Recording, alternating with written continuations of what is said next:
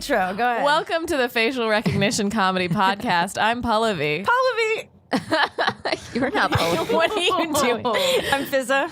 I'm Zara.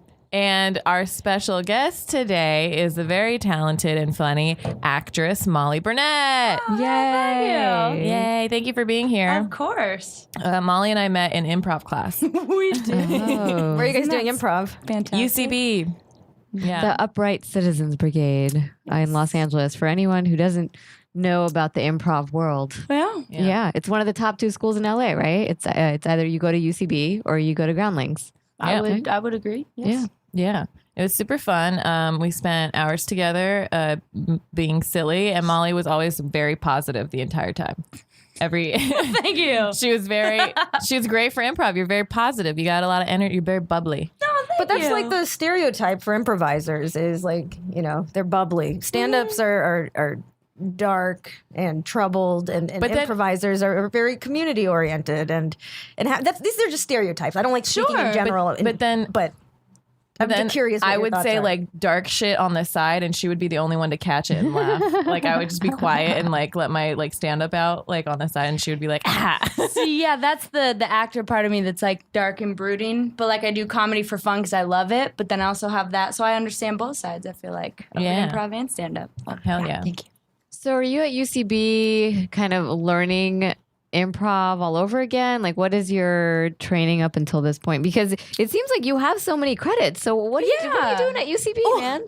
UCB's for fun. That's like Okay. for me to just, if I'm not in the middle of shooting a show or something, that's just for me to keep working on your tool. I mean, they joke that acting is the laziest of all the arts because we don't practice. Like if you're a violin player, you practice 8 hours a day if you're good, obviously, and doing it professionally. But if you're an actor, you kind of like do an audition, and then if you're acting, great. But if not, we're not really doing anything. So I like to keep working the muscle. Yeah. Yeah. So you started your career pretty young. You were on Days of Our Lives was your big break when you were like Yes, 19, ma'am. right? Yes. That was How my was- college years. Ooh. Yeah. That's why I say because I dropped out and it makes my parents less sad. But It's here in LA. yeah. Okay. Yeah. We shot that here. So did you go to college in LA? No, I went to I'm from Denver. Yeah. And then I went to school in New York City for a year, which is longer than I wanted to. But I promised my parents, so I did that, and then I moved to LA at 19. Okay, so the audition was in New York. No, it was in LA. You just moved So to LA. hold on. You did you were like, all right, forget New York. I'm going to go to Hollywood Yes. at 19. And then at 19, you got your break on Days of Our Lives? Yes. That's amazing. Thank you. You must be really talented. Thank you. And you probably have a great look. And you did at 19, right? So you. that's Yeah. amazing. Thank you. No, my struggle was after Days, I would say. Yeah. Like okay. everybody's like, it's a 10-year town no matter what.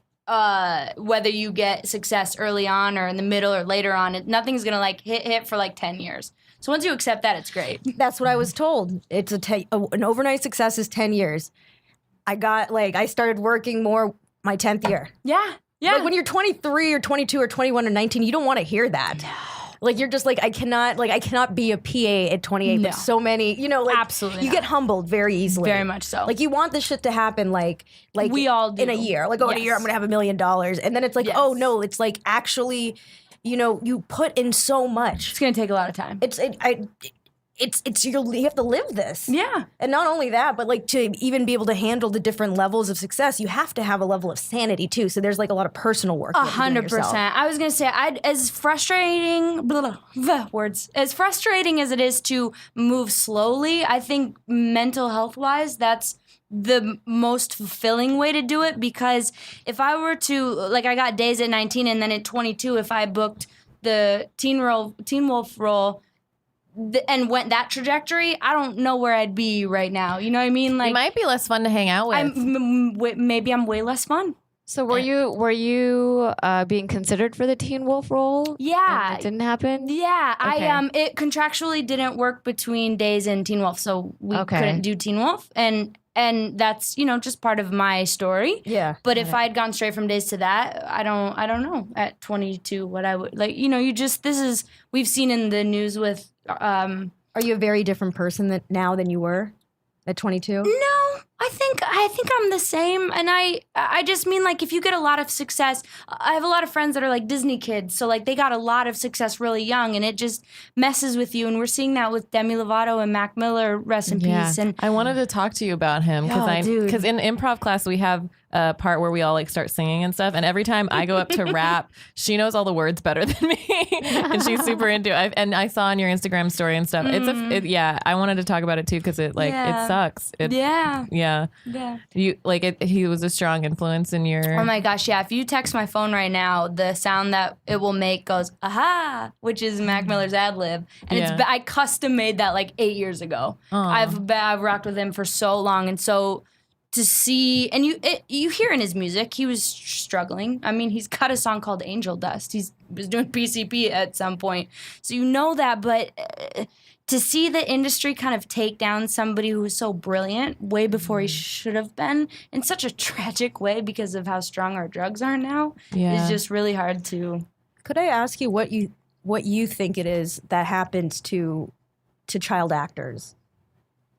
A lot of them who absolutely go off the rails. I think there are people like Mac Miller and anybody in the 27 Club, Kurt Cobain, Jimi Hendrix. I think that level of talent, your soul, it's too intense for the confines of the human brain. Mm-hmm. And I may be getting a little too weird here, but I know you're in neuroscience. I know you appreciate that. I relate to that. I think that yes, the shell of your brain isn't enough for the creativity. So what do? You do drugs, you drink, or you get addicted to sex or whatever.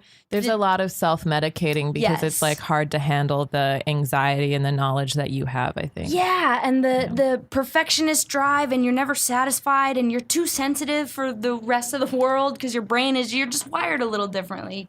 But for the majority of kid actors, I just think they kind of the pressure must be so difficult. The pressure is unreal. And to not have, if you're 12, how do you have the coping tools of someone who's 24 who probably would still struggle with something like that? Or if your parents are using you as a tool to further their own family, It comes down a lot to just basically how you're born, what your genetics are, what you're predisposed to, and how your parents are, and how your friends are. Because I think I've seen it my entire life here in LA.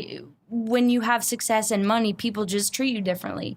And they say yes to everything. Mm-hmm. And so there's a point in everybody that's found success's life where like you could be doing all kinds of crazy things that you wouldn't normally be able to do or want to do, or people would be like, dude, stop, what are you doing? But everybody around you wants to just party and be along with you. So you have all these yes men that, you're doing drugs or whatever, and they're down, and you just don't have anybody in your life that's telling you to stop. Yeah. Have you ever slipped into that? Has that ever happened to you, or have you felt like you kind of like kept your mental health throughout? I have a lot of mental illness in my family. So I had my parents' mindset was, try whatever you want to try if you want to try it, and we'll be here for you if you did too much of whatever. But also your uncle is schizophrenic, and that's what's going to happen to you.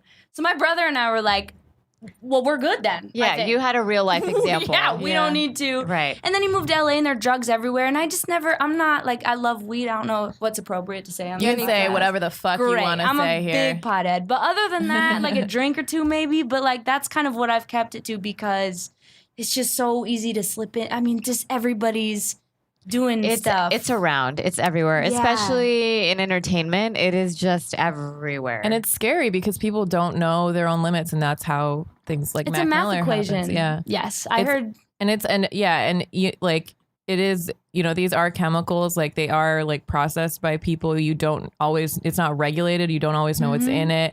And I think people, when you're on it, you're not going to know how much to take. Like, sure. I have friends that do drugs like quote unquote responsibly. And I trust them to be like careful about it. But most people do not, like, they're not doing it to like keep track of their bodies. They're doing it to get the fuck away from their reality. Yeah. So, and that's sorry. If it's not regulated, you don't know what you're getting. So exactly. You can be as responsible as you want, but you're getting fentanyl off the street. You don't know what's in that. If there was one transaction somewhere down the line where and they mix it with exactly. But it's even scary because the thing now is obviously pharmaceuticals, right? And pills are just as bad as street drugs. They just have better PR. Yeah, is what my thought process. Hillbilly heroin. Better PR, better packaging, thing. and you can easily get a prescription for these things. When you too. trust your doctor, Yeah. your Absolutely. doctor's giving you this Adderall to wake up and this Vicodin and Xanax and Ambien to fall asleep, and before you know it, you're taking all of these things, and there's pressure in the industry to be on in front of these thousands of people at this fan event for 10 hours and then go to bed because you got to wake up and do it again. So you see why you get into that world. Absolutely. Why you need to level out, right? And that, and then unfortunately the way that our healthcare system is, like if you only get to see a doctor for 10 minutes, you could easily get a prescription for Adderall if you know all the right things to say. Sure. Google it. Yeah. And that's the part that kind of drives me crazy, because I see this happening all the time where these kids get easy access to Adderall because they may have tried it once or twice at a party, and then they're all of a sudden they're diagnosed with ADHD. There was the opposite experience in college where a lot of my friends were on Adderall, like they had ADHD, ADD, but a lot of them had to take this like 36 hours, some crazy long like test to see if they like had ADD. So it took them a long time in college to get it, like through the healthcare there. But it was like, it was just like a lot of like behavioral stuff. But I was just like, I feel like if you fail the test, you pass the test. Cause like you're not, you can't pay attention that long. Like, it doesn't make sense to me. That's fair. That's fair. 36 hours. Something, it was like a week long. They kept having to go back in, and I was like, but then they stocked caffeine pills in the convenience store, fucking gone immediately. Sure. Like people, like if you're gonna sell that to a bunch of nerds, everybody's gonna stay up studying. Like especially in college too. Like you're trying to do so much, and your little brain's trying to. You don't feel it in your body until much later, like until you're like late 20s or early 30s or whatever. So like you think you can get away with a lot more. Or you could be Jesse Spano and just flip out during an audition. That's amazing. Did you ever see that? Did you ever see Saved by the Bell? I know. I love her. Yeah. She's like, and I knew that she wasn't. What song was she singing? That's what I'm so excited. I'm so excited. And then Zach's holding her. She was like taking her pills. You mean on the show? I thought you meant in real life. I was like, no. that's what happened. Oh, she's very. I don't know. Now, I haven't seen now her we're in a starting minute. rumors. Maybe I don't know. I think it was messed up that after that stripper Heard it movie, here. she didn't get other stuff. That stripper movie was fire. And now it's a cult classic. Yeah. Oh, I think she's what was doing it called? The Vegas, just the fine. Showgirls. Showgirls. Yeah. So I think she's doing fine. Isn't she like married It's to one actually a of? good movie. She's Yeah. married.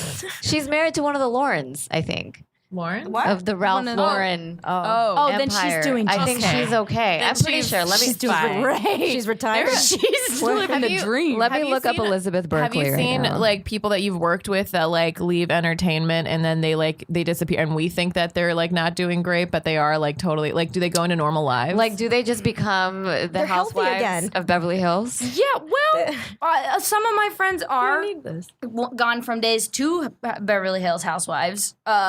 Wait, really? If that's Lisa Rinna was on Days Forever. Oh, you know Lisa Rinna? I love the Real Yeah. Housewives of Beverly Hills.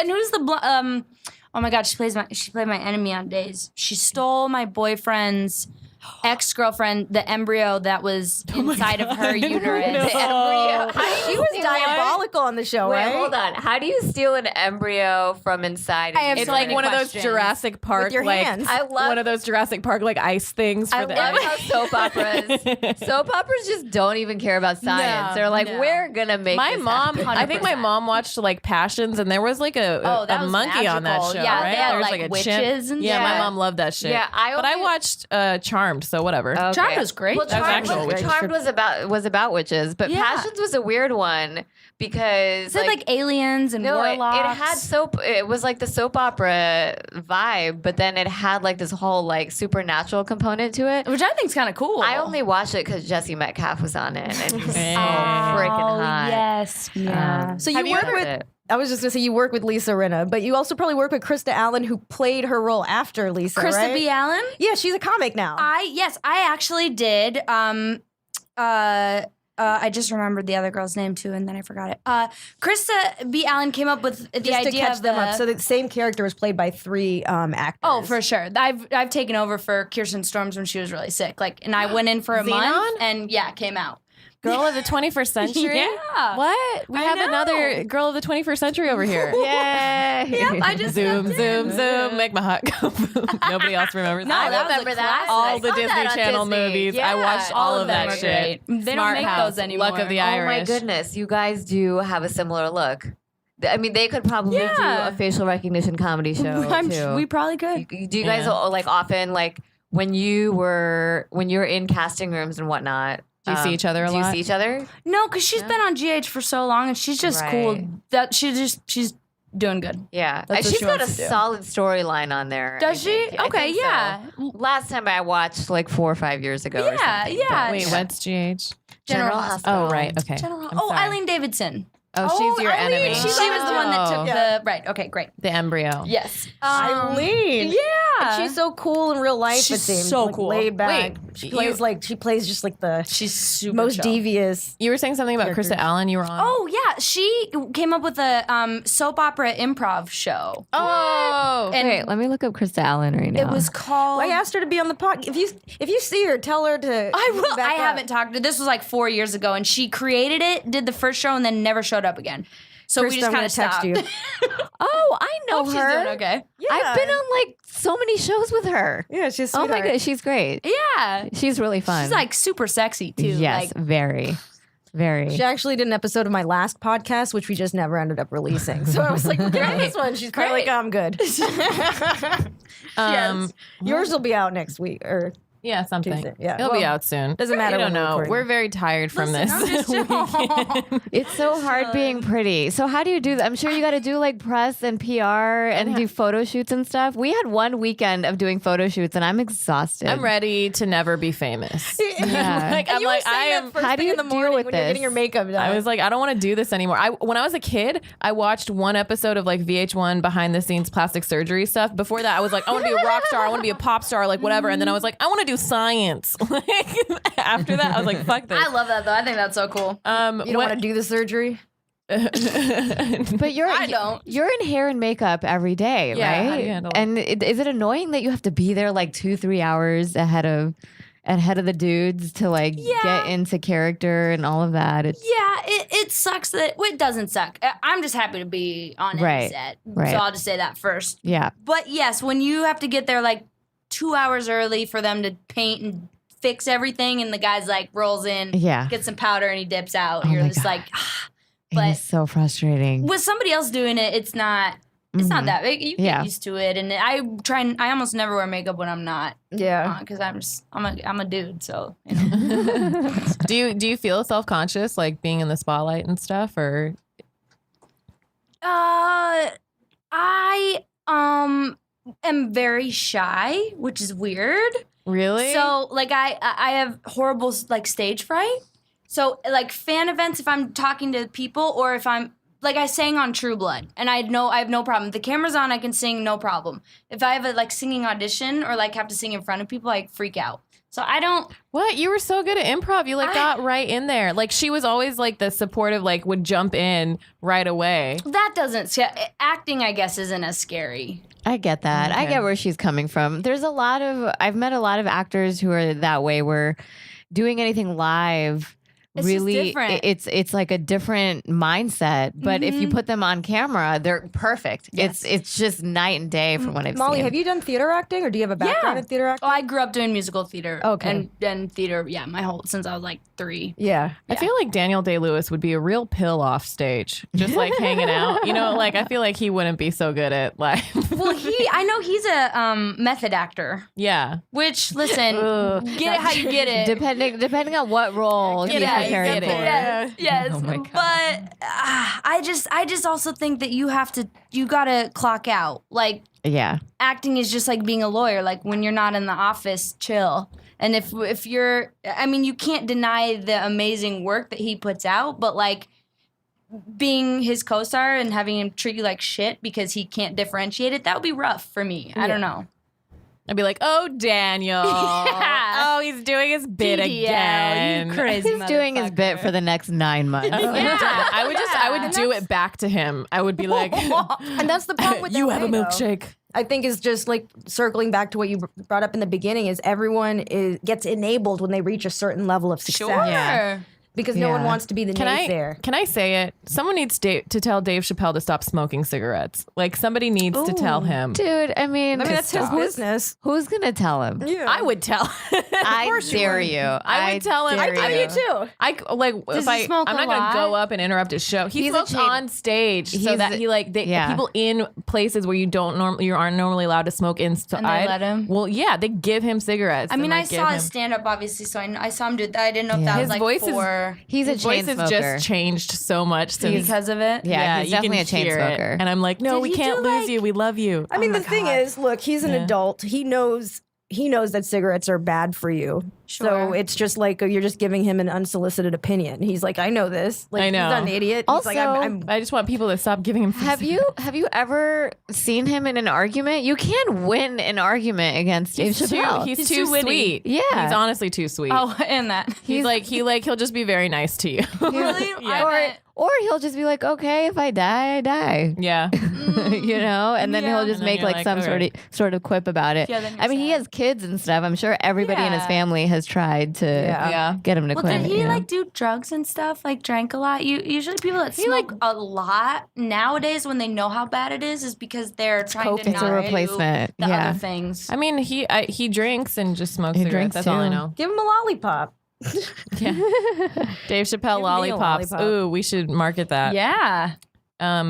What else? do we Cigarette want? replacements. I feel like after your days of our lives, like how did your you said you kind of got like a little break with the Teen Wolf Yeah. stuff. Like how did that feel? Yeah. Like what were you going through? My cocky 22-year-old ass thought I was just gonna go straight from days to something else, and so when that didn't happen, and I would book like guest stars and Lifetime movies and stuff, but nothing that was gonna pay my mortgage that I now had. So my struggle was after days in between, pretty much up until maybe not Queen, but like CSI Cyber. Up until then, it was just a struggle of like So trying how long of a span was this? like 4 or 5 years. Oh wow. Yeah. So what were you doing to afford the mortgage and stuff? Did you start Airbnb your place? No, I had saved so much money too, so I had a lot of leeway, and I made enough money to stay afloat with that. You were smart with your money when you were making it. but you That's just good. lose your mind, and that's why people do drugs too, because you're so bored. Like you can either be doing a million, like flying from. There was a point last year where I was going back and forth from Dallas and Salt Lake City and Atlanta because I was doing Queen relationship status in this movie. It's so jarring. Like it's just you go from being like suddenly so busy Yes, to just suddenly to not. nothing at all. It helps doing stand up. I did stand up before acting that because I can always get up. That's what I love about stand up. Right, and you can But, set like- up your stuff, right? So you can make sure you're busy whenever you want. And you could write a joke that morning and do it that evening, and especially in a place like LA. yeah. Like But I feel like stand up is similar in the pattern in that you can go from feeling amazing to feeling like shit. Like it's these like Yeah. extremes, Right? like patterns of extremes. 100%. But also those gigs that pay you in stand up, it comes few and far in between. Like if you're not like popping on TV at that moment, you know, you may have to do road gigs or other ways to. Are you saying that premium blend MTV credit's not going to get someone booked? Is that what you're? I mean, I'll take the credit I'll if they're fucking giving take those that. out. I mean, I don't think you anyone know. got those after the 90s. I don't know. I'm just saying, like, if you haven't been on TV since Singled Out, it may not be working in your favor, you know? Right. So it's, No, I know. One of my buddies Yeah. was struggling, and then he did Wild 'N Out, and now he's just everybody wants him. Oh, I mean, I love the entire cast on Wild 'N Out. They're all really so funny creative. dudes. The whole show is amazing. What Yeah. was the Dacey girl's name on there? Russica. Bressica was like, I saw when I was a kid, I watched Yeah. that, and like to see an Indian chick up there, I was like, Yeah. damn, like Yeah. that was so cool Absolutely. to watch her up there. Yeah. That was such a fun show. I think it's great. I think it's so creative. Anything like that. Mm-hmm. Yeah. Are you gonna continue doing like improv and like all these things on the Yeah, side? fuck yeah. Are you gonna join a practice group? I want to. Really? Okay. Yeah, if We'll you talk have one. after. Yeah, let me know. Let me know what's up. Because I want to do 4 too, but all of the classes are at night, and I'm like, I'm not gonna do nighttime improv. Yeah. My brain shuts down around 7. That's Oh, weed really? Time, so Do you get it's weed time? Are you a morning person? Yeah. As far as She's thinking about it. She's thinking about it though. I've become a night person. When you're not working, you're a night person. It's like, what's your body acclimated to? exactly. You know? So when Yeah. you're filming and you got to get up at 4 a.m. to be on set, then you're kind of a morning person, and then Or if it's night shoots, though, I guess then you're. It's all. I don't just know. I don't have a adjust, thing. yeah. Yeah. She just adjusts to whatever she needs to be productive for. I get that. Yeah. What's the craziest thing that's ever happened on set that wasn't planned?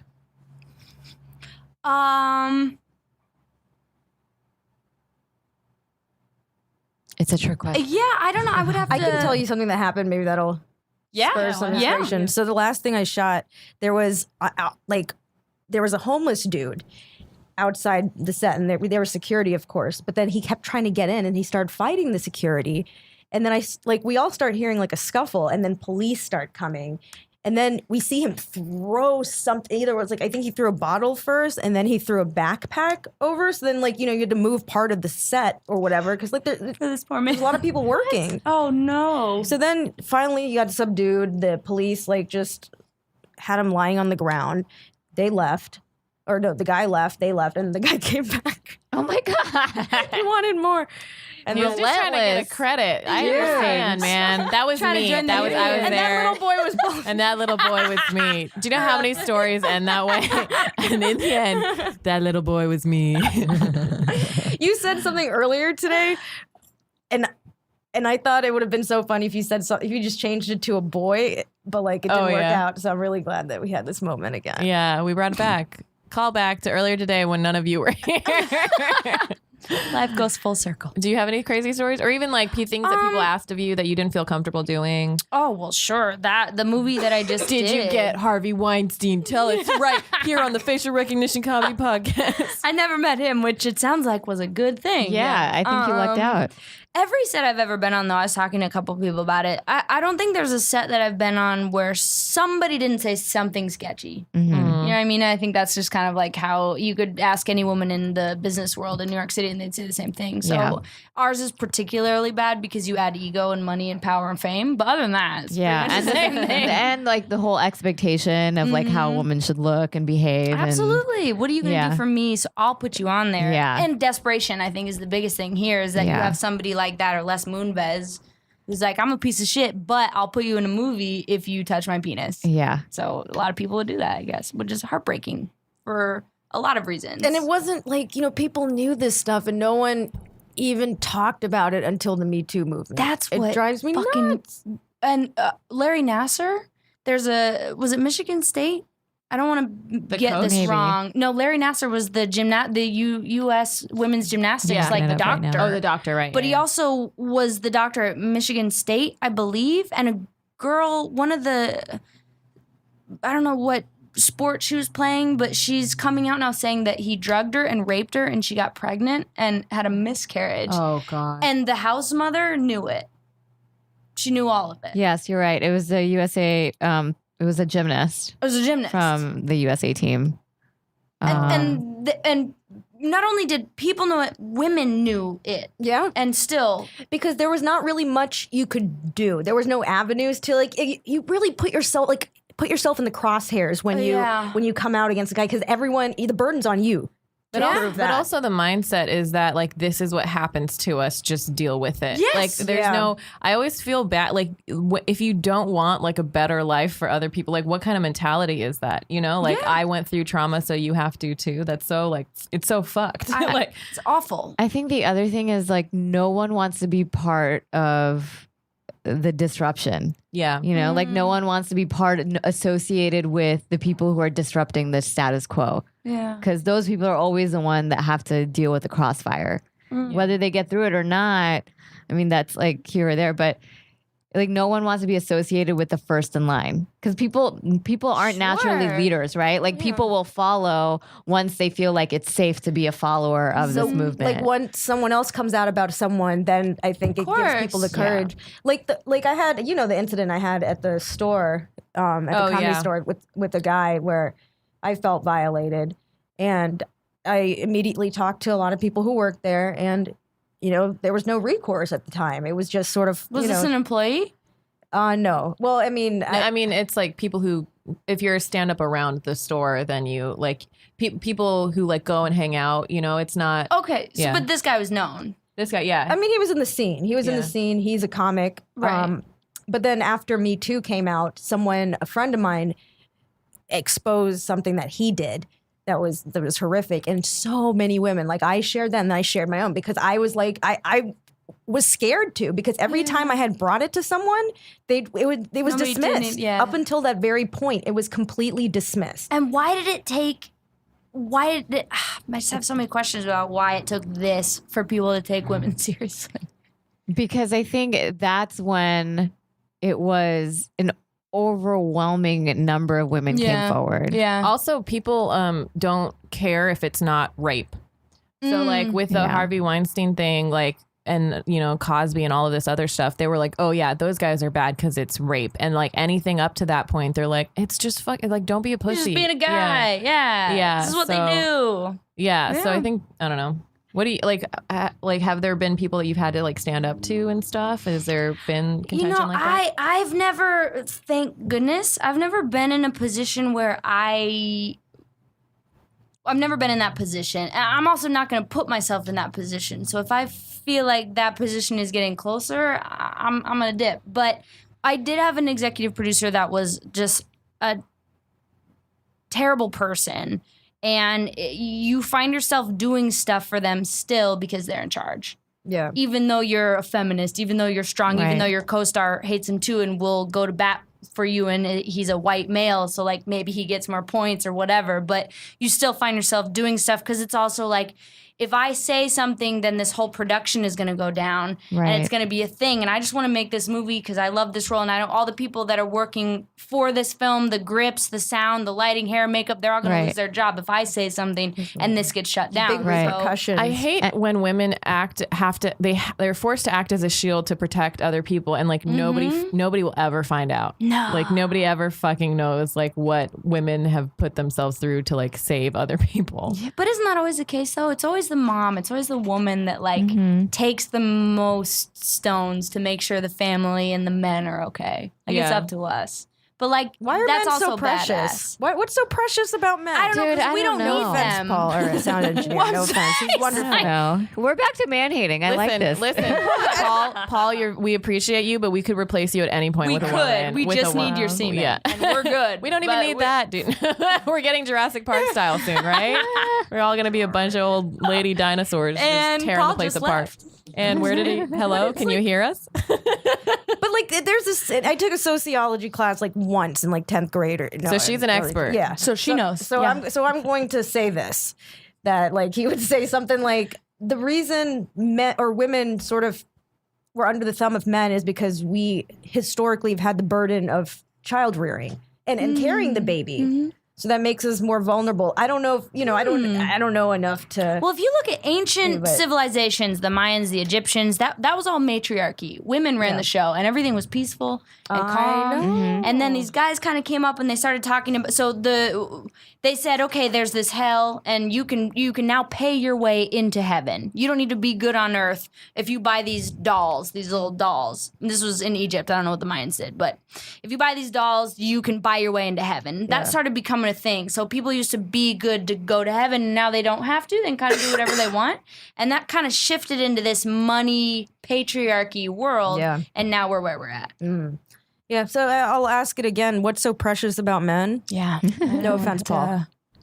I think just their semen. I think that's it. I think probably, That's it. But I mean, we don't even need that many men for that. Yeah, we're overpopulated. Just a few too, good ones. So.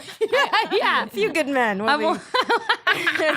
Just a few good men. Speaking of that, have you dated anyone recently? Have you tried to be in a relationship in LA? Yeah. Oh my God, too many times. Too many attempts. Is that what it is? Yeah. I was in a relationship with my co-star for a long time on days, and it was just real rough. And we broke up. And the writers put us together, our characters together on the show. On purpose? Like Did they know? Did they know? Sure they knew. We were so open about it. We did That's interviews. so annoying. Do you think they did it to, I don't know. I think to they poke? I don't Did you ever think get to so. like slap him after in the show? And then, yeah, you did? I did get it. We'd have to do all kinds of stuff. And I love him to this day. We're friends and we're good. And it was just like your first love or whatever. But this industry is like, don't dip your pen in the company ink. I keep forgetting that. So Someday it's I'll rough. get it. It's hard because you're only like if you're working, you're only working. That's all you're around, yeah. And then you're just like, I don't want to like. It's hard to take risks. I think after you've had like bad experiences, so you're just like.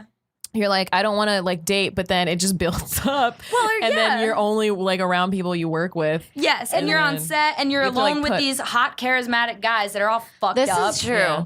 I would date a soap opera star. I don't know if they would date me. And then when you finally hook us feel up with soap opera chemistry- stars. Oh my God. Well, we're not gonna hook They're you up so with hot. comics because we like you too much. Yeah. But hook us You don't up with deserve soap that. opera. I just want. I don't. He could be You dumb. barely deserve this. I was saying, dumb people fuck good. So like, just give me one of those dumb actors. Yeah, great. Sure. Yeah, the ones that are just like stand there shirtless. It's pretty, yeah. Yeah, thank you. That's a lot of them.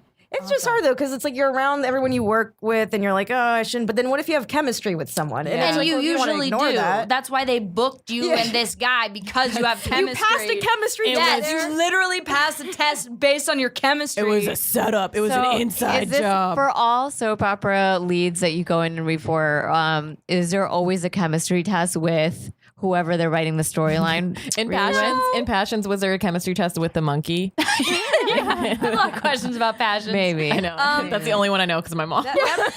I'll tell you this: that monkey was vetted. Yeah. Yeah, dude, yeah. half the passions people were on days. Oh, wow. So yeah, Galen and Eric and Lindsay and a lot of the time you have to do chemistry reads. Yeah. But it's even worse when you're like on set doing a movie on location. Oh. Because then it's like The Bachelor, because it's like nobody, That's you all only you know have. each other, and you're at this fancy ass hotel. It's like Well, that- Olympic that's how- Village. Olympic how- Village. That's How how can Brad you and resist? Angelina sounds happened. amazing. That's how Right? all the affairs That's how happen. all the affairs happen. And You're it's not stuck the in a on-set location. stuff. Like Yeah. if they have sex scenes, everyone thinks like that's what does it. But no, sex scenes suck. They're weird. They're very technical. They're uncomfortable. There's There's- 50 dudes Yeah. like, you ready to watch this? Like it sucks. Yeah. It's always like once you wrap and you're a little drunk at like 2 a.m. at the hotel. That's when like the affairs happen. yeah, that's Ugh. everyone's just trying to cope at that point. They're like, Yeah, because you've been working. yeah. I don't know. On Queen, we'd film till like 4 or 5 in the morning and just Yeah. go straight. Like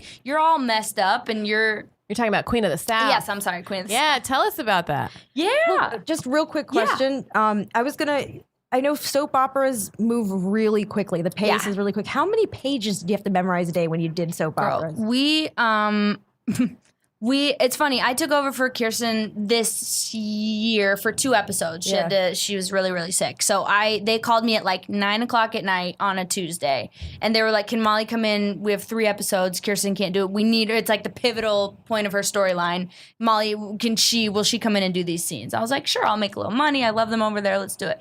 They come over at 10 at night, drop the scripts off, and it's like 75 pages of these monologues of me. I guess I gave birth to a kid, and my husband was shot and killed, and his twin brother is confronting me in a nightmare and a dream in the hospital bed. Like I had to memorize by 7 a.m. the next Memorize day. and relate and have this. Trying to figure out how to make sure the audience buys the fact that I have no idea what I'm saying. I'm sure you pulled it off. Yeah, we worked it out. It was Yeah. great. We were done by noon, which just soap operas are like machines, though. Yeah. So we do like 8 or 9 episodes in 5 days. Oh, wow. Memorizing is like a muscle anyway. So when you're doing it that much, By the time you're done with, after my first year on days, you could hand me that and I would look at it and then I'd be able to tell you everything that's on wild. it. And it wouldn't be word perfect at all, but I could tell you everything. So circling back to Queen of the South, that Yeah. you brought up, how does it compare? Like, what's the pacing of a show like that versus like, Yeah. a soap opera? And also, did you have to audition for this? Like, are you at the Yeah. level now where you're like, yeah, we just want her to come in and meet us? It depends on a show like Queen of the South. Yes, I did have to audition, but that casting family knows me and loves me, so I didn't have to do a bunch of auditions. I just did one. They were already fans. And they were already fans, which was wonderful. I love them so much. They've kept me employed, thank God. But I remember a year and a half into Days, I booked a role on True Blood, and Days was all I had known. And we'd be out by 5 p.m. every day. So it's not only are you doing a lot, but it's fast and you're done by 5. And I got on the True Blood set, and they were like, "Okay, that's great. We're gonna do another take, and then another take." And I was like, "Am I doing something wrong?" And they were like, "No, this is how it works." What? I thought you have experience. I was like, "Oh, I do a soap," and they're like, "Oh, that's not the same thing. That's not the same thing at all." Soap, you just move on. Yes. So you'll do like 6 or 7 or maybe 8 pages a day Yeah. It's really on a primetime show. slow Wow. paced. Yeah. Wow. And you're still working long hours. Longer, right? So much longer. For prime time? So much Yeah. longer. Days was great because it was like a 9 to 5. Like you get in at 9, you're done by 5. I had a 3-liner on a show. I was there for 3 days. Yeah. All day. Yes. Hurry up and wait. Yeah. Yeah. That's the rule. And the second, like, you're waiting forever, the second, like, you start doing something, you're like, okay, I'm going to be productive. That's when they're like, hurry, get over here. 100%. You're like, all right, I'm going to put the Candy Crush down now and do my taxes, and they're calling me. Great. And then you film for like 10 minutes, and you're done. And you don't even know. Yeah, and then you go home. Who you to are your to the small world. 1-bedroom apartment. Call your mom and dad. Tell them it went okay. Maybe you'll I see. was on a movie today. Yeah. I did it. It was a long day's hard work. Yeah. I'm sitting around waiting to be called. Yep. Now I'm sitting at my apartment by myself. But you know what? Like, okay, when I was a kid, I didn't understand why actors, like, would, you'd read about what they get paid for this and that, this many hours of work. But, like, that could literally be their paycheck for the next 2, 3, 4, 5 years. 100%. So it's just like, okay, they earned that. 100%. Because actors are working for free all the time. You're having to audition like you're working for the show. Yes. You're having to get paid like pilots. How was your pilot season? It was good. Yeah. I'm very grateful.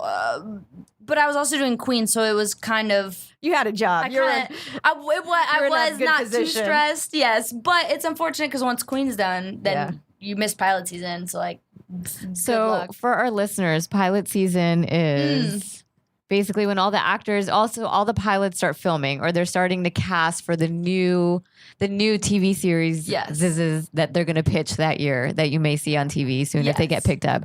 So pilot season is basically a bunch of actors going out for these roles that may become, big TV. But like that's the sad thing. If they get picked up, they might be like the next, big thing on network. You just don't know. Could be, but my girlfriend has booked and shot a pilot for the last 4 years. Every single year she books a pilot and they shoot it and it doesn't get picked up. Yeah. And for 4 years she's doing guest spots and stuff. 'Cause she's super fucking talented, so she's gonna be fine. But she doesn't know that yet. She just keeps booking these shows and shooting the pilot. And that she did one with Sterling K. Brown that got axed. What? Well, it's like she gets I so love him. close. Yes. And I think that's what's tough is like, it... Even if you book a pilot, you still can still get fired. Yes, You can fired still the table get fired. read. The chick that Sex in the City, Kim Cattrall. Yeah. Oh, yeah, she was Was a not replacement. the main. Yeah, that was not who they chose. They Didn't shot they- the pilot with another woman. Yeah. They chose. I'm like getting my shows mixed up now, but didn't they choose Edie from Desperate Housewives Oh, I don't know. Maybe or something? she's They were great, too. always like pegged like back to back. They were part. They had the facial recognition thing going on where they were always in the same castings all the time. Well, the and cream like rises. replaceable for each other. She did really well. She's doing Yeah. fine She's too. If doing it good. was They her. both did well. They're fine. yeah. But it's like I've heard of people like, you go to upfronts, you take your pilot to upfronts and like What's a upfronts? sponsor. What's an upfront? It's like, what? Can you explain that? Because I haven't gotten that far yet. Yeah, no, that's okay. So I'm gonna get to upfronts next. Knock on yes, wood. ma'am. Yes, ma'am. So so they do pilot auditions. Everybody books the pilot. They shoot the pilot. All the pilots that are in contention to actually be chosen go to New York City, and it's basically like a big sales pitch for all the advertisement people. So like, here's my show, here's all the cast, we're gonna do a bunch of parties, a bunch of stuff, and we're gonna hopefully get enough publicity that we'll be able to afford advertisements for our show, and like we're trying to pitch for our show over these shows, and So based on that, I know people who have gotten to upfronts and have gotten fired because a sponsor, an advertiser was like, Didn't like "You need our them." place. So you, wow. yeah. Man, I really need to work on being likable. Well, it's just Dear like, Nike, we will kneel for whatever you need. you just don't know. That's the thing is you just don't know when you'll pop off. Yeah. But like that's the thing is why they say it's 10 years because like if you're good, you'll eventually get recognized if you don't give up. If you don't give up. Or you'll die 10, first, but 20, you're dead, it doesn't 30, matter. 50 years from now, someday you will get recognition. Yes, You'll come out like Morgan Freeman. You'll I be was just old gonna forever. His first acting job was until he was like 40 something. Yeah, 50 something, super old. Tyler Yeah. Perry had 2 dimes in his pocket when he was 29. He was living in his car. He was 29. He's got an island off the coast of Florida. Well, That's Harrison unreal. Ford, wasn't it Harrison Ford? Like before Indiana Jones, he was just like, wasn't he a carpenter or something? I'm sure. Like he was yeah. just using his like trade skill. Yeah. So My problem with this, though, is that everybody always says these things about all these different people, but then there's like no like Joe over there was also trying to work on it for like 20 years and lived out of his car. And now he just works at McDonald's. Like, there's none of that because you just assume. You're just like, I'm going to be Harrison Ford. Yes. I'm going to be fucking Morgan. But you have to have that mentality. You have to have a level of, I don't want to call it delusion, but you have to. That's you have to be delusional, absolutely, to come make it out here in a place where statistically you're not going to make it. You got to be a little off. That's the thing with stand-up is that like you'll watch somebody go up and you'll be like, man, like you'll be both inspired but also be like, fuck it, I could do it better. And, and that arrogance is like what gets you through all the bombs. Dude, and everything. Kobe.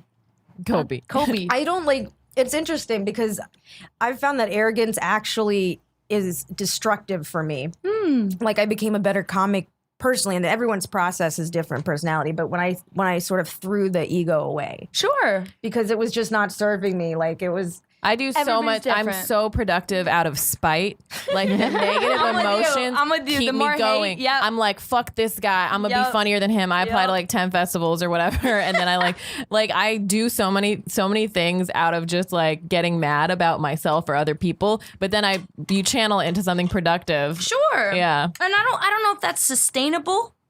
I don't know. I we'll think see. it's certain. He's calling you out, Pallavi. Well, no, because we'll I do see. that I've been too. mad my whole life. I've been a bitch my whole life. Watch 29 years. I was about to say she's young.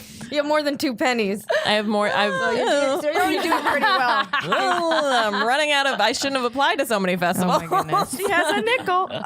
You don't have to go to every I got festival to you get though, into. because I got to because it's comedy and I got to do all the things in comedy. That's my mentality. I'm like I got to do it Well, all. it's good if you can put. That's the thing is if you can pull it off, the more you put in, the more you get. Absolutely. Like it shows. Absolutely. So it's not a bad thing. It's just don't burn out. We don't want you to die. I mean, like everyone's gonna die. I'm but saying not- it right here, right now. I'm the next Mac Miller. Oh my God. I'm kidding. I love him so much. I was so sad. Yeah. I'm kidding. That one was a blow. This is gonna be the thing that they play. right. I hopefully when I'm like, You'd be like, 80. oh no. What did you say? He was young, or that was a blow? Oh, I said that was the Mac Miller thing. it was that so was sad. It was surprising and shocking for a lot of people. Yeah. Not from his music because he did talk about it a lot. It was just like, Well, and when dude, I went back and listened to a lot, that whole Faces mixtape, he's literally saying like, I do enough drugs to go out the way Philip Seymour Hoffman did. Like his line, like you go back and listen and you're like, oh my God, this kid was really, it was really bad. But it's not real until it's real. Like I've lost a lot of friends to like suicide and stuff, and that like it's never the way you think it's gonna happen, or like it's just always surprising. You know, even if it can be like, you know, people you don't think of or people that you knew were struggling, but when it happens, it takes a lot from you. It hits you really when you're hard. talking about it, that's a good sign. Yeah, and when you're talking about it, so that's why if he's like expressing himself and talking about it, you're like, oh, he has these issues, but he has control over it. He's working on it. Like yes. he's figuring it out. If you talk about it, it's not so scary. But sometimes you talk about it and it still happens. Absolutely. He was what made him so monumental too is that he had no fear discussing it. And I think this new generation is down for that cause. Yeah. But from like us up, nobody wanted to talk about mental illness in any form, and addiction is just as bad as depression because they're like so closely associated with your personality, and so people are like, well, is he a dick or is it like an addiction? Like what part of it is there, and like who are you if you're not your addiction? You know what I mean? Like absolutely, and you that's have to like the third redefine step, right? your identity. That's the third. I listened to this podcast. Shane Powers, who is really close with Mac, and he was saying the hardest part for him to understand right now is that Mac so clearly didn't want to die. This wasn't a depression overdose. This was a complete accident. Because the drugs were really strong. Too strong now. You take it's just too strong. But that it's so hard because he was kind of in a place in his life where he was doing okay. He was in recovery, in the from what I read. He was definitely or trying to be sober. He's been making waves. doing up and down forever. But he also started taking drugs when he started smoking weed when he was 10. So if you start smoking weed at 10 and drugs at 15, like your brain forms A dependency around that. Yeah. It's not going to end well for you, unfortunately. But he was in a better place. I feel like just as far as his music, and you can hear if you listen to his album, is so good. Very painful, but it's beautiful. It's so beautiful. And he was with who's it? who's the Ariana Grande. No, the She said something about him too. God, though. talk about heartbreaking too. Like, is that not every girl's biggest nightmare, to be in love with somebody and it's so toxic and have them either commit suicide or overdose? Like, that's your worst nightmare. I mean, she had long been moved on. She's like engaged to Pete Davidson. But it's still like it's still, yeah, of course. Like, it was a month later. Yeah, they broke, and she'd probably. I mean, I don't know what kind of toxic relationships y'all have been in, but I've been in some similar to that, and you start disconnecting way before you actually end it. Oh, of course. But you also feel responsible for not helping this person get clean.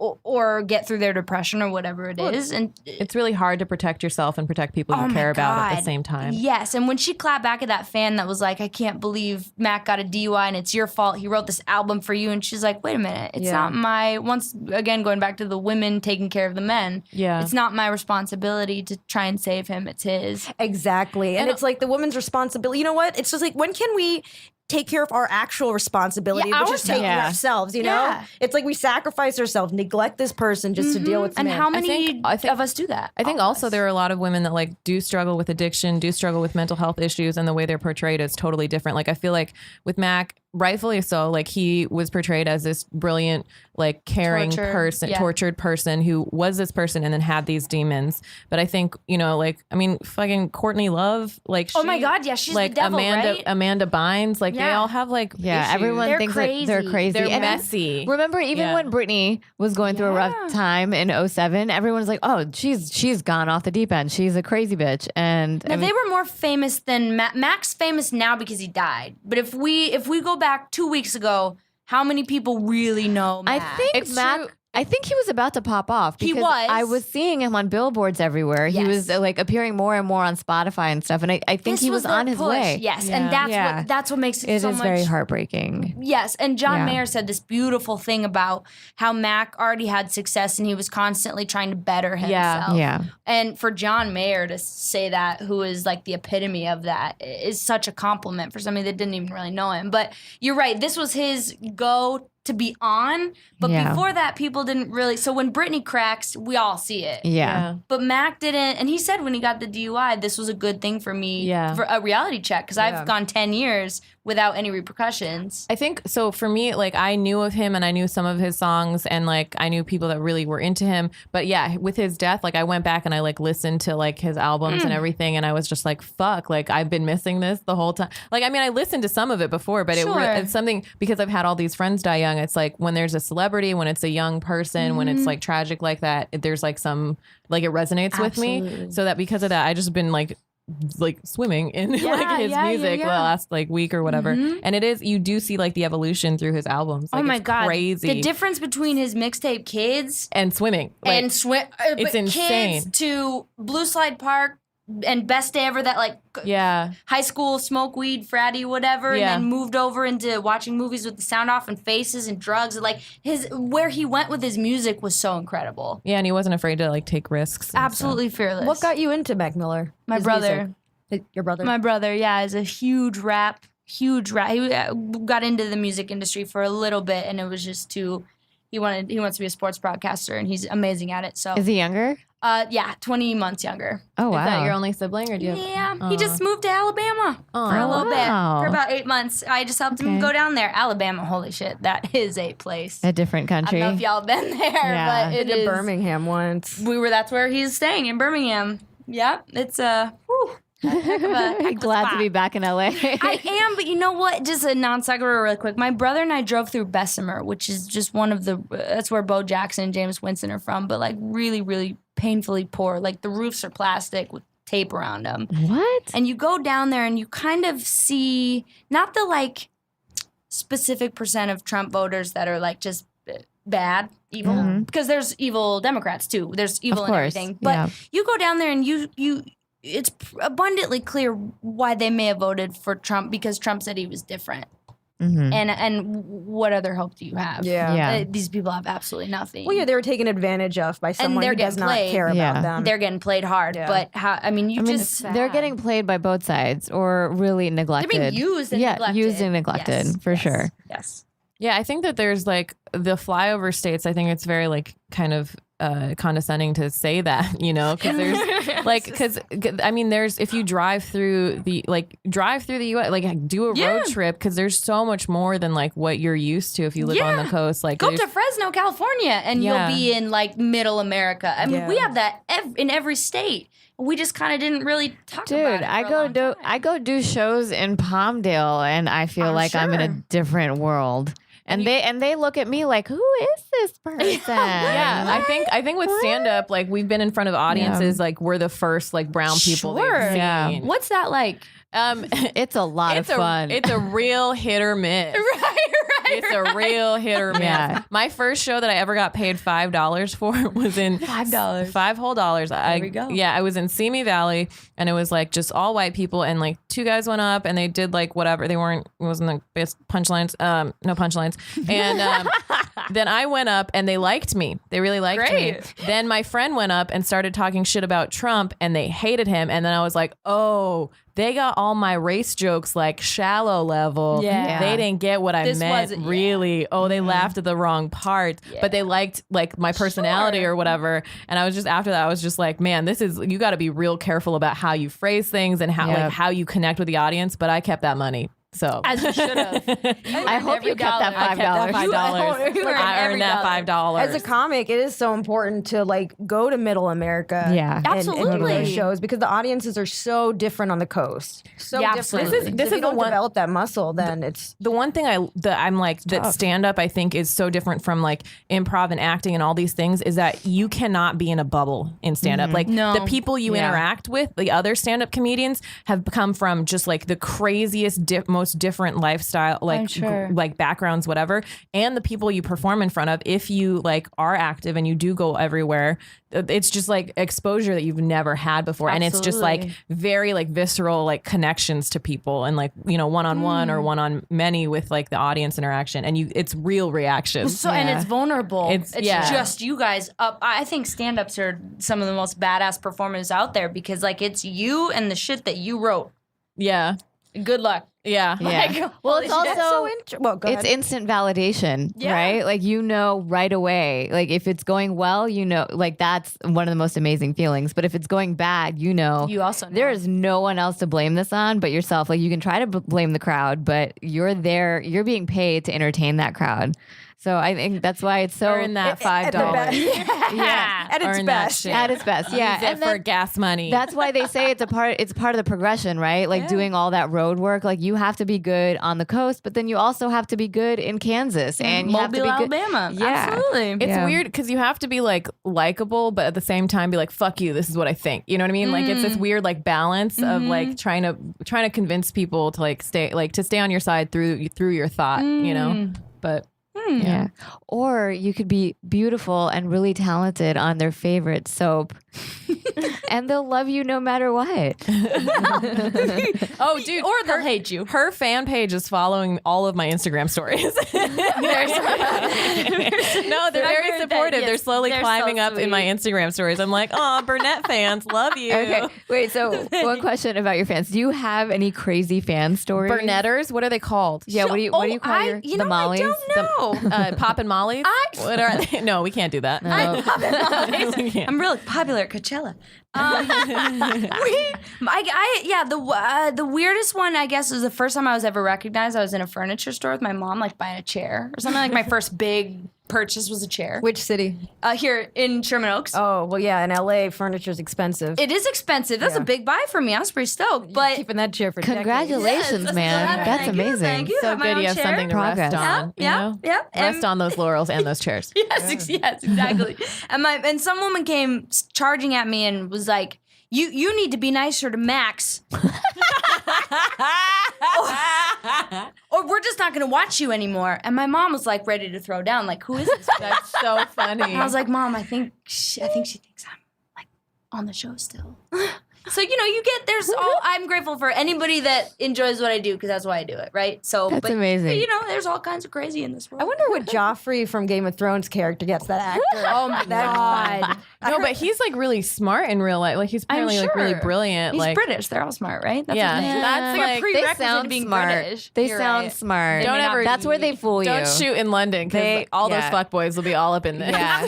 Like, don't. They get Watch you. out. Trust me, I've played Oh, with okay. the Been down this British. rabbit hole I've before. been down that Or hole. crumpet hole. That Or crumpet what hole. holes do they have? I don't know. She got sconed. That tea. It was not. Yeah, I will not be going back there. Damn. That must have been some good dick. Okay. She can't Good even go destructive dick. back to the continent. It's all right. I can't even go to the continent. She's like, no, it'll fuck me up. From it. Sorry, this was us in improv. They hate me right now. This is what are you guys going to call your improv duo right now? I don't know. You're ready to dance. What should we? I have no idea. We're really Come bad on. at improv. I thought you were yes-anding this. Let's go. There's the like Malavies. The there's some Malavies. call on Polly me. Pocket.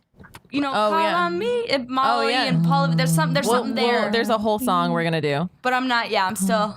We're a stand-up and an actor, so we can't do the song right now. Okay. Okay, got it. God. Okay. All right. Should we ask the last couple questions? Yeah, we're so at an hour. we ask all of our guests 2 questions at the end of the show. One is who's your we're Desi, which is like some parts of South Asia, India, Pakistan. So who is your favorite Desi or South Asian celebrity? I We're not gonna help you. Have you worked with anyone on the soaps or any of your? no. I haven't seen any brown people on soaps. It's about time someone did that. Hassan Minaj, Hassan Minaj. Priyanka Chopra. Hassan Cast me for General Hospital. I think that's her calling. go. Look at those expressive eyes. Have you seen eyes that big? Yeah, like Stop it. that disproportionate. Yes, and my also- anime eyes. Also, she would have no problem betraying a man. Yes, Max, please. that guy. Yeah. So there we Please, go. I will Yeah, do this. Yeah, sure. Bring on the okay. hot meal So co-stars. you like Hassan? I love Hassan Minaj. Did you see his special? I did. Yes, I think Yay. he's so. I wish everybody would watch him because also the way he breaks down our political world is Yeah. really special. Aw. Yeah. I love him, and Nishi is a friend of mine. She was on Relationship Status, and I want to say, I don't want to get it wrong and get yelled at. Nishi. No, this is a Wanna- safe space. Nishi. Hold on, I'm looking up Nishi. Let me hold. I follow her on. Nash. I follow her on Instagram. Nisi Nash. Yeah, She's Nishi Nash, Desi the now. famous Pakistani. Nishi. What was she on? What was she on? She was on Relationship Status with me, and I love her so much. She's incredible. Nishi Munshi. Munchie. This is good because we like to. Yo, under her thing it says God with the thing pointed up. I was God, like, is that Munchie. she's God? That's great. She might be show some love to some South Asian actor. Let's see. What's her name? Indian. Nishi Munchie. She's. I Oh love my her. God! She's Oh no! We just became friends because she joined my acting studio. Hey, Yeah, all right. that's her. Cool. That's the same chick? Yeah. Oh, she's amazing. I'm totally gonna hit her up. All brown people do know Be each like, other. Molly loves you. Yes, no, and if they please don't do. yet, they will. They will. Yeah. Facts. And then our other question is, do you have any, this is a safe space, do you have any like things that you think would be like dumb questions to ask about our culture that you've always like wondered or Sure. like somebody from your childhood did something weird and you're like, is that a brown thing or is that just them? I'm from a place called Littleton, Colorado, which is white as shit. I grew up in Utah, so, So you know. I know. Not quite that white, but it's pretty white. But my parents always made sure we were just around everybody. Mhm. So I never really grew up with like a fear of that. Like I just went to Qatar last fall. Oh, cool. Oh, cool. For what? My man's plays for their basketball team. Oh, Or he did. okay. Now we'll see. I don't know where he's going this year. Did But- you have a lot of exposure to South Asian culture? Or Middle Eastern culture. No, not as much. We did. Do you know In Littleton, Colorado? in Beaumar in Littleton? The Aya. Did you hear about Aya, who was from Syria, and she was Humans of New York? Yeah, Yes. I used to. He found her, and she was a translator, 20-year-old translator. Yeah. Oh, yeah, I do know this So story. my family was trying to save her. Oh wow. And we were amazing. in contact with the